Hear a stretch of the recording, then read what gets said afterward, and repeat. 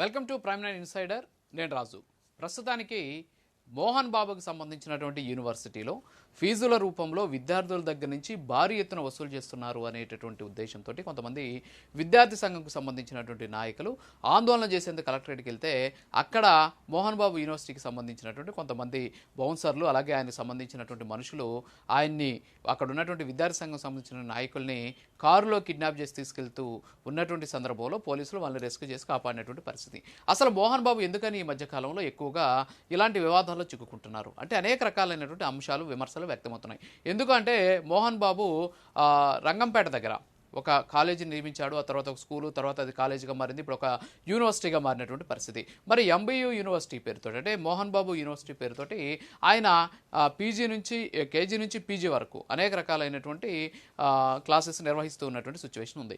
మరి ఈ నేపథ్యంలోనే దీనికి సంబంధించి మనం చూస్తూ ఉంటే ఏదైతే మోహన్ బాబు యూనివర్సిటీలో చదివేటటువంటి పిల్లల దగ్గర నుంచి భారీ ఎత్తున ఫీజులు వసూలు చేస్తున్నారనేటువంటి విమర్శలు ఉన్నాయి. గతంలో పేరెంట్స్కి సంబంధించినటువంటి కొంతమంది దీని మీద ఉన్నత విద్యామంత్రులకు కూడా ఫిర్యాదు చేసినటువంటి పరిస్థితి, అప్పట్లో భారీ ఎత్తున ఫైన్ కూడా విధించినటువంటి పరిస్థితి చూస్తాం. అయినా సరే మోహన్ బాబులో మార్పు రాలేదు. మోహన్ బాబు యూనివర్సిటీలో దౌర్జన్యాలు పెరిగిపోతున్నాయి. మోహన్ బాబు యూనివర్సిటీలో చదువుకునేటటువంటి పిల్లల దగ్గర నుంచి ఫీజులు ముక్కుపిండి మరీ వసూలు చేస్తున్నారు. కన్వీనర్ కోటాలో సీట్లు పొందినటువంటి వాళ్ళని కూడా ఆ ఫీజులు ఈ ఫీజుల పేరుతోటి వేధిస్తూ ఉన్నటువంటి పరిస్థితి ఉంది అనేటటువంటి ఆరోపణలు ఉన్నాయి. ఇందులో కొన్ని అంశాల జోలికి మనం వెళ్తే మోహన్ బాబు యూనివర్సిటీలో బీటెక్ చదివేటటువంటి విద్యార్థులకు సంబంధించి ప్లేస్మెంట్ల పేరుతోటి ఒక వ్యవస్థను ఏర్పాటు చేశాడు మోహన్ బాబు యూనివర్సిటీలో. అంటే అది హైదరాబాద్లో ఎక్కడో ఉంటుంది, హైదరాబాద్ అడ్రస్లో నడుస్తూ ఉంటుంది. అది మోహన్ బాబుకి చాలా దగ్గరైనటువంటి వ్యక్తి, సినిమా ఇండస్ట్రీలో మంచి వ్యక్తి, మొన్నటి వరకు సినిమా ఇండస్ట్రీలో పనిచేసినటువంటి వ్యక్తి, మంచి వ్యక్తి అని అవునో కాదు నాకు తెలియదు కానీ సినిమా ఇండస్ట్రీలో ఉన్నటువంటి వ్యక్తి. మొన్న ఇటీవల కాలంలో నాకు తెలిసి ఆయన కూడా ఏదో బిగ్ బాస్ అలాంటి వాటికి కూడా పోయి వచ్చినటువంటి ఒక వ్యక్తి. మరి అలాంటి వ్యక్తికి సంబంధించి దానికి సంబంధించినటువంటి ఒక సంస్థను ఏర్పాటు చేసి ఆ సంస్థను కట్టి ఒక్కొక్క విద్యార్థి దగ్గర నుంచి 30,000 నుంచి 40,000 రూపాయల వరకు ఖచ్చితంగా కట్టాల్సిందే, ఖచ్చితంగా మీరు చెల్లించాల్సిందే. చెల్లిస్తేనే ప్లేస్మెంట్కి సంబంధించినటువంటి ఏదైనా సరే కంపెనీలు ఇక్కడికి వస్తే ఉద్యోగాల కోసం ఆ కంపెనీలకు సంబంధించిన ఇంటర్వ్యూస్లో మిమ్మల్ని అటెండ్ అయ్యేలాగా చేస్తాము అని చెప్పేసి ఆ డబ్బులు ఆ కంపెనీకి డైరెక్ట్గా కట్టిస్తూ ఉన్నటువంటి సిచ్యువేషన్ ఉంది.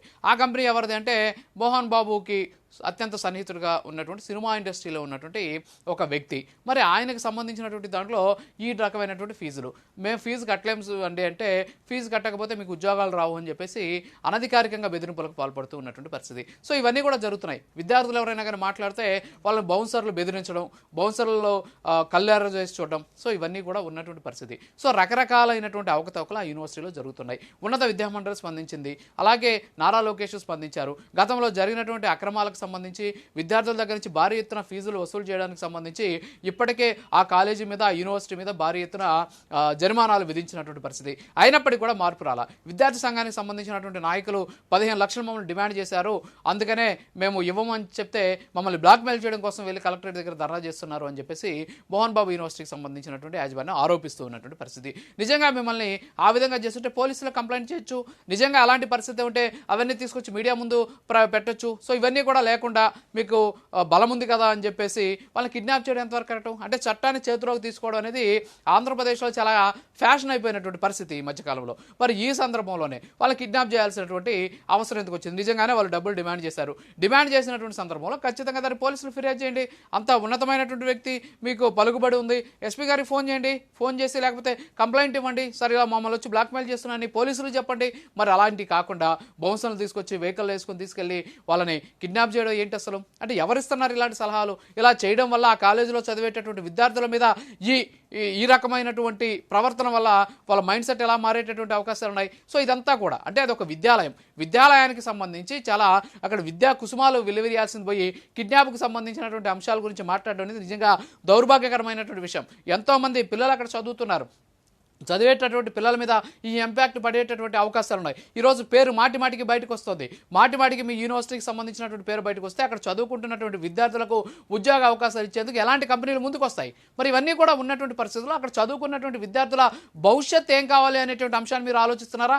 ఎంతసేపు మీకు ఫీజులు గొడవ, ఎంతసేపు మీ యూనివర్సిటీ డెవలప్మెంట్, డబ్బులు, నిధులు ఇవి తప్ప మీకు అక్కడ చదువుకుంటున్నటువంటి విద్యార్థులకు సంబంధించి చెడ్డ పేరు వస్తోంది, వీళ్ళకి భవిష్యత్తు నాశనం అవుతుంది అనేటటువంటి ఆలోచన మోహన్ బాబు చేస్తున్నాడా?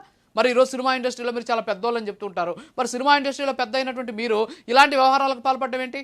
ఎంత చిల్లర పనులు ఇవన్నీ. సో ఇలా చేయడం వల్ల విద్యార్థుల భవిష్యత్తు ఏం కావాలి? ఇవన్నీ కూడా వదిలేసి ఇష్టానుసారంగా మీరు మాట్లాడేటువంటి చట్టాన్ని మిమ్మల్ని చేతుల్లోకి ఎవరు తీసుకోవచ్చు అని చెప్పి ఎవరు చెప్పారు? సో ఖచ్చితంగా మోహన్ బాబు మీద, ఆయన యాజమాన్యం మీద ఖచ్చితంగా కఠిన చర్యలు తీసుకోవాలి. అట్ ది సేమ్ టైం విద్యార్థి సంఘాలు నిజంగా డబ్బులు కానీ డిమాండ్ చేసి ఉంటే, ఇలాంటివి అడ్డం పెట్టుకొని వాళ్ళ దగ్గర ఆధారం ఉంటే వాళ్ళ మీద కూడా కఠిన చర్యలు తీసుకోవాలి.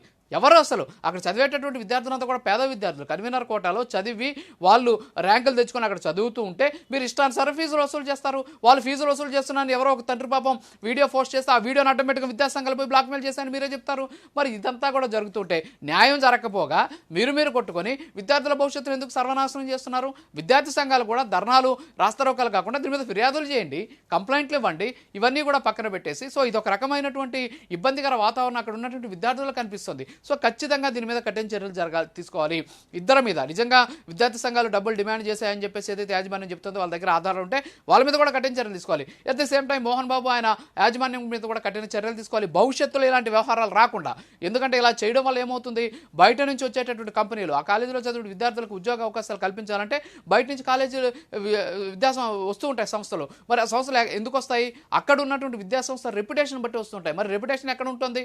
రెప్యుటేషన్ పాడు చేసుకుంటున్నారు మీరు. ఇంటర్నేషనల్ ర్యాంకింగ్ ఎంత ఉంది, ఈ సంవత్సరంలో మాకు ఇన్ని ఉద్యోగాలు ఇచ్చాయని చెప్పేసి వెబ్సైట్లో పెట్టుకొని కౌన్సిలింగ్ అప్పుడు లేకపోతే ఈ సీట్లకు సంబంధించిన భర్తీ చేసేటువంటి సందర్భంలో జాతరలు చేయడం కాదు. అసలు విద్యా వ్యవస్థను ఎలా నడపాలనేది కూడా తెలుసుకోవాల్సినటువంటి అవసరం ఉంది. మీరు చేసేటటువంటి పనుల ఇంపాక్ట్ పిల్లల మీద పడేటువంటి అవకాశాలు ఉన్నాయి, వాళ్ళ భవిష్యత్తు మీద పడేటటువంటి అవకాశాలు ఉన్నాయి. వేలకు వేల ఫీజులు తీసుకున్నారు, లక్షల ఫీజులు తీసుకున్నారు. మరి అలాంటి సందర్భంలో కొన్ని నీతి వాక్యాలు వల్లివేసేటటువంటి పరిస్థితి. అక్కడికి వెళ్ళి భోజనం చేసేటటువంటి విద్యార్థులు కొంచెం భోజనం వదిలినా సరే వాళ్ళకి ఫైన్ వేస్తున్నారు. వెరీ గుడ్, మంచి నిర్ణయం అది. ఎందుకంటే పిల్లలకి ఆహారానికి సంబంధించినటువంటి విలువ తెలియజెప్పేటటువంటి ప్రయత్నం చేస్తున్నారు. ఎట్ ది సేమ్ టైం అలాంటి విలువల్ని ఇలాంటి సందర్భాల్లో కూడా వాడాల్సినటువంటి అవసరం ఉంది. విలువలు అనేది మాటలతో చెప్పడం కాదు, చేతలతో చేసి చూపించినప్పుడే అవి విలువలు అని చెప్పేసి సమాజానికి తెలుస్తాయనేటువంటి విషయాన్ని గుర్తుపెట్టుకోవాలని చెప్పేసి తెలియజేసుకుంటూ ఇది వాటి సైడర్ మరో సినిమాలకు వెళ్దాం. నమస్కారం.